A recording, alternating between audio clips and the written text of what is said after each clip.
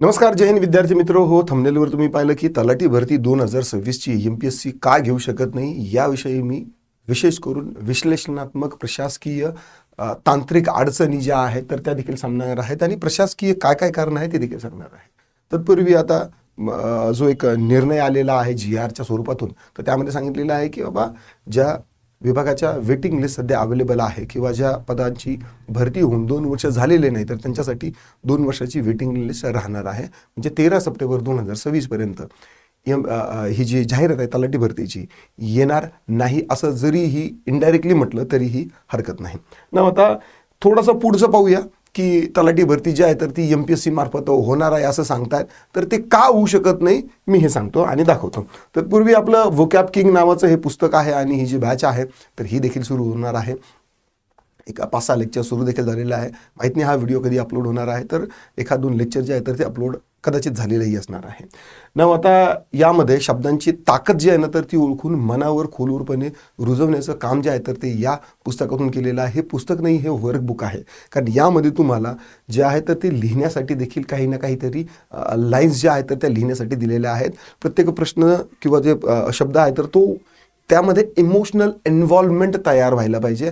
त्याच वेळेस तो शब्द जो आहे तर तो लक्षात राहतो.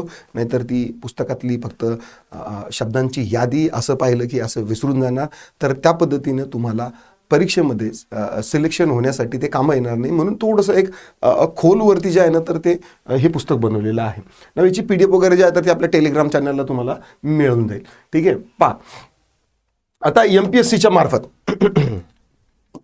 महाराष्ट्र लोकसेवा आयोग जे आहे ना तर ते आजही कार्यरत आहे. या अगोदरचं जे म्हणजे सरळ सेवेचं जे महाराष्ट्र राज्य दुय्यम सेवा निवड मंडळ होतं तर ते बरखास्त करण्यात आलेलं आहे, भूतपूर्व झालेलं आहे. त्यामुळे आजही कार्यरत आहे MPSC म्हणजे राज्य सरकारची क्लास 1 आणि क्लास 2ची अधिकारी भरती करण्याची मुख्य घटनात्मक संस्था आहे. राज्यघटनेच्या 313 ते 323 का 325च्या नियमाने अधिनियमाने काय आहे की प्रत्येक राज्याला स्वतःचं पब्लिक सर्व्हिस कमिशन जे आहे तर ते सुरू करण्याची एक परवानगी मिळालेली आहे ना. आता MPSCच्या कार्यक्षेत्रातील प्रमुख पदं कोणकोणती आहेत तर ती थोडक्यात पाहून घ्या. क्लास अ ची पदं आहे उपजिल्हाधिकारी, तहसीलदार, पोलीस उपाधीक्षक, ठीक आहे, मुख्य कार्यकारी अधिकारी, उपनिबंधक, गटविकास अधिकारी, सहसचिव आणि उपसचिव स्तरावरील पदे, त्यांनी असिस्टंट कमिशनर, ठीक आहे, हे देखील पद आहे. ठीक आहे. आता जी मुंबईची जी आलेली आहेत ना तर ती हेच पद आहे, पण ते सरळ सेवेतून भरल्या जाणार आहे. तर मग आता सरळ सेवेची पदं जी आहेत तर ती पहिली MPSC मार्फत भरल्या जाणार आहे.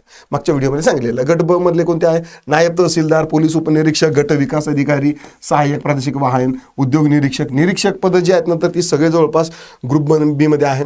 उपशिक्षण अधिकारी, क्रीडा अधिकारी आणि सहाय्यक आयुक्त ही जी पदं आहेत तर ती यामध्ये आहे.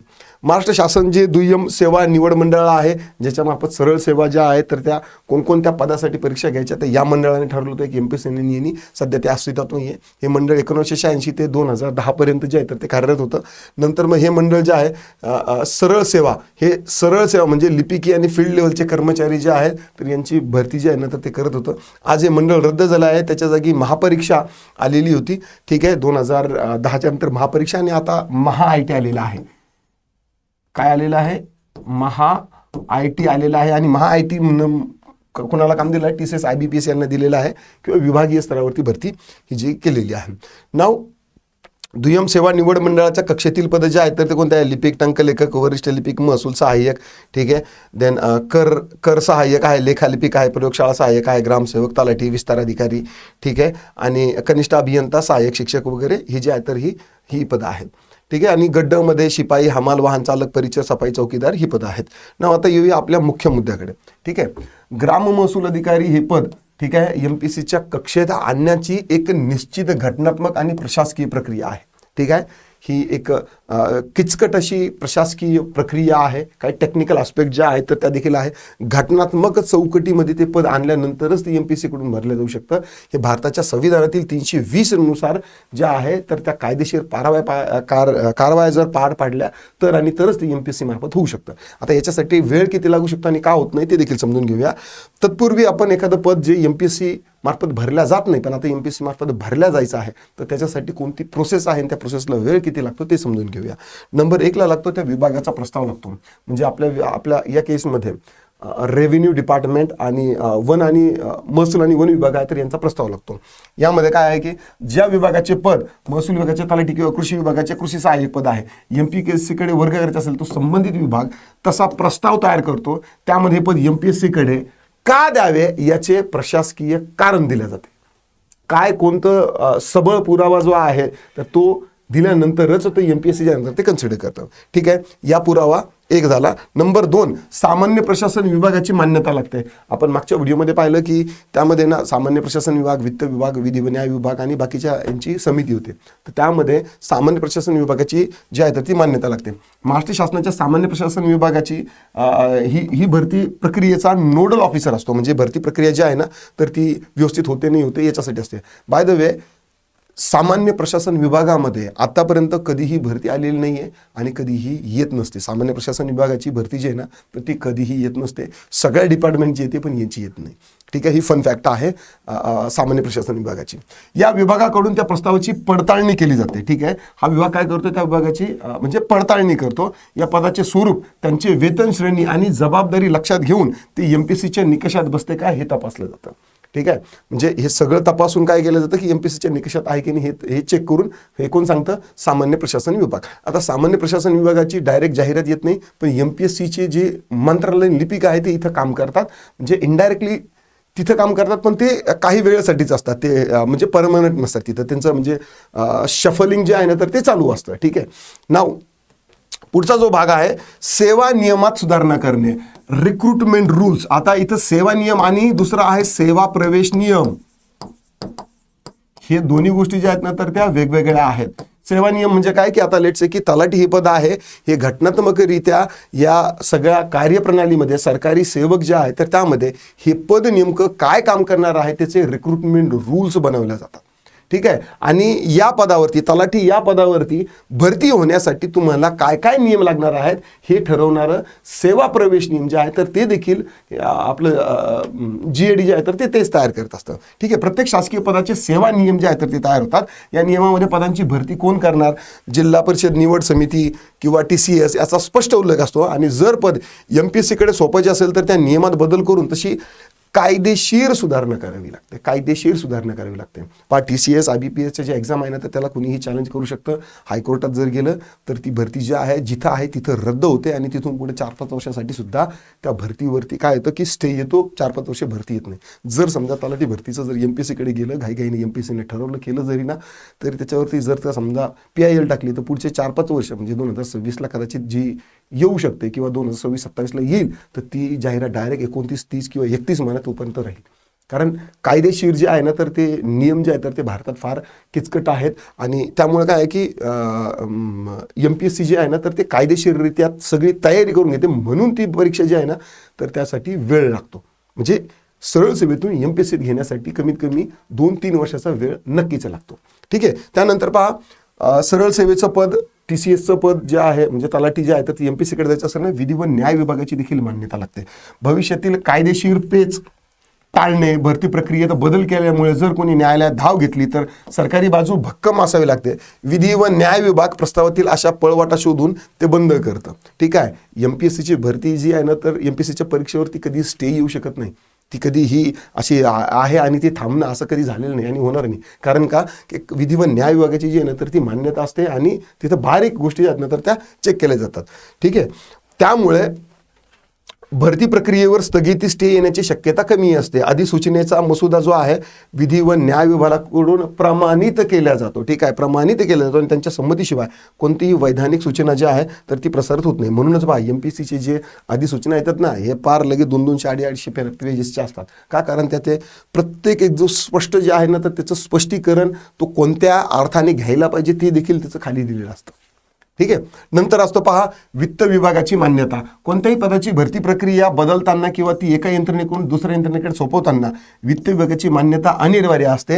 याची मुख्य कारण जे आहे तर ते खालीप्रमाणे आहे. नंबर 1, निधीची तरतूद. MPSCला परीक्षा घेण्यासाठी लागणारा खर्च आणि TCS सारख्या कंपन्यांना द्यावे लागणारे शुल्क यात फरक असतो. परीक्षेसाठी लागणारी निधीची उपलब्धता वित्त विभाग करून देतं. हे तर समजा परीक्षेसाठी झालं पण त्या पदामध्ये सॅलरीमध्ये देखील भरपूर असा फरक पडलेला असतो. तर ती सॅलरीचं जे किंवा पगाराचं जे धोरण आहे तर ते देखील वित्त विभाग जे आहे तर तेच ठरवत असतं. ही देखील एक महत्त्वाची बाब आहे. प्रशासकीय खर्च जर एमपीएससीकडे वर्ग केला नाही तर वाढीव कामाच्या व्यापासाठी एमपीएससीला नवीन कर्मचारी किंवा यंत्रणा द्यावी लागली तर त्यावर होणाऱ्या खर्चाला वित्त विभागाची जी देखील जी आहे तर ती संमती लागते. ठीक आहे. नंतर मग वेतन श्रेणी आणि पद सेवा प्रवेशात नियम बदल करताना जसं मी तुम्हाला सांगितलं की पदाच्या दर्जात आणि वेतन श्रेणीत बदल होत असेल, ठीक आहे, तर तो आर्थिक भार सोसण्यासाठी राज्याची क्षमता आहे का हे देखील वित्त विभाग ठरवत असतं. म्हणजे आता जे बजेट येईल आपलं तर त्या बजेटमध्ये जे आहे तर त्या आणखी गोष्टी ज्या तर त्या तेवढ्या स्पष्टपणे येणार नाही, पण ॲटलिस्ट काही ना काहीतरी सिग्नल्स वगैरे मिळतील. देन लागते मंत्रिमंडळाची मंजुरी. तलाठी भरती जर समजा एमपीएससी घेतलं त्याच्या अगोदर मंत्रिमंडळाची मंजुरी येईल, प्रत्यक्ष GR येईल, नंतर मग जाहिरात येईल तिथून पुढे. ठीक आहे. तर एक धोरणात्मक निर्णय असतो, त्यामुळे संबंधित विभागाचा प्रस्ताव जो आहे तो एमपीएससीचे मत लक्षात घेऊन राज्य मंत्रिमंडळाच्या बैठकीत यावर शिक्कामोर्तब केल्या जाते. मुख्यमंत्री स्वतः त्या कॅबिनेट मंत्रिमंडळाच्या बैठकीचे अध्यक्ष असतात. मोठ्या प्रमाणावरील पदभरती जसे की गट कची पदे एमपीएससीकडे वळायची असल्यास मंत्रिमंडळाचा निर्णय जो आहे तर तो अनिवार्य असतो, निर्णय झालेला नाहीये. जर तुम्हाला समजा मी 18 जुलैचं जे एक पत्रक दाखवलं, थांबा दाखवतो, मी सगळंच दाखवतो, थांबा. 18 जुलैचं एक जे पत्रक आहे तर त्यामध्ये सांगितलं होतं, हां, तलाठीचं हे पहा, हे जे बुक आहे ना तर हे मी तुम्हाला टाकून देईल. 322 MBचं आहे, जवळपास 394 पदाचं हे तलाठीचं पुस्तक आहे. आता ते ओपनही होणार नाही एवढ्या लवकर. ठीक आहे. हे तुम्हाला मी टाकून देईल. वेटिंग लिस्टचा GR, थांबा एक मिनिट, मी त्यामध्ये मंत्रिमंडळाच्या बैठकीत निर्णय घेण्यात आलेला आहे हे देखील तुम्हाला दाखवतो मी. म्हणजे 18 जुलैचा जो GR आहे, ठीक आहे, हा जो GR आहे ज्याच्यावरती आपण एक ऑलरेडी व्हिडिओ घेतलेला आहे, तर यामध्ये लिहिलेलं आहे की मंत्रिमंडळाच्या बैठकीत हा निर्णय घेण्यात आलेला आहे. हां, हे बघा 11 नंबरचा मुद्दा आहे. मी GRच्या नंतर ते फार बारकाईने वाचत असतो मी. ठीक आहे. 11व्या नंबरचा मुद्दा आहे, थोडंसं झूम करतो मी. हा शासन निर्णय मंत्रिमंडळाच्या मान्यतेने काढण्यात येत आहे. 18 GRचा GR जो आहे तर तो मंत्रिमंडळाच्या मान्यतेने काढण्यात आलेला आहे. त्याच पद्धतीने ही जी प्रोसेस आहे तर ही देखील मंत्रिमंडळाच्या निर्णयानेच होत असते. ठीक आहे. आणि आयोगाची सल्लामसलत, नंतर मग काय आहे की आयोगाशी सल्लामसलत करावं लागतं. या ठिकाणी मागच्या व्हिडिओमध्ये मी आयोगाचा सल्लामसलत करण्याचा जो पॉईंट आहे तर तो विसरलो होतो सांगायचा. इथं दिलेला आहे.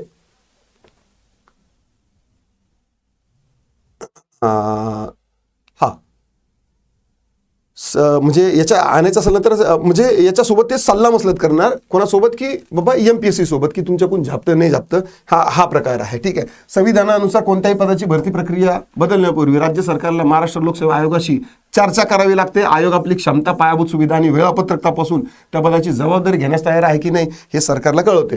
आता तलाठी भरती जी आहे तर ते जवळपास 15 लाखच्या जवळपास फॉर्म मिळतील. सगळ्या एकत्र लोकांची परीक्षा जी आहे तर ती होऊ शकेल याबद्दल थोडासा डाऊट आहे. एमपीएससीने एवढ्या लेवलची परीक्षा घेतलेली नाही. मला वाटतं एक 2,75,000पर्यंत 2-2.5-3 लाखापर्यंत जे आहे तर तेवढी परीक्षा घेतलेली आहे. त्यातही बऱ्याचशा ठिकाणी विद्यार्थ्यांचा गोंधळ होतं. तर त्यामुळे हे काही टेक्निकल कारण आहे की ज्यामुळे लगेचच ही परीक्षा जी आहे तर ती एमपीएससी मार्फत होऊ शकत नाही. आणि मागच्या 18 जुलैच्या याच्यात पाहिला आपण टप्प्याटप्प्याने जे आहे तर ती होऊ शकते. ठीक आहे. देन अधिकृत शासन निर्णय येतो. ठीक आहे.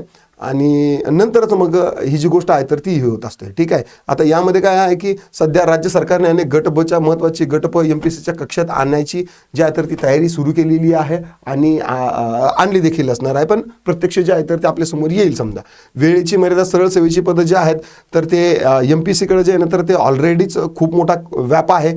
त्यामुळे दिलेली परीक्षा जी आहे तर ती ट्रान्सपरंटली भरून घेणं हे देखील एमपीएससीला थोडंसं जे आहे तर ते अवजड होऊ शकतं. चला, आशा करतो की हा व्हिडिओ जो आहे तर तुमच्यासाठी एक आय ओपनर ठरला असणार आहे. जर या व्हिडिओमधली माहिती जर तुम्हाला आवडली असेल तर लाईक करा, शेअर करा, कमेंटमध्ये तुमचे काही दिक्कत, डाऊट, क्वेरी, परेशानी असतील तर ते नोंदवू शकता. आता पुरतं एवढंच, थांबतो. राम राम. इथला जो भाग आहे हा राहिला महत्त्वाची एक एमपीएससीच्या कक्षेत आणली आहे. इथं नायब तहसीलदार, ठीक आहे, नायब तहसीलदार आणि कोणतं PSIचं हे जे पद आहे सरळ सेवेचं हे गट ब आणि याच्यामध्ये आणलेलं आहे असा अर्थ होतो. चला.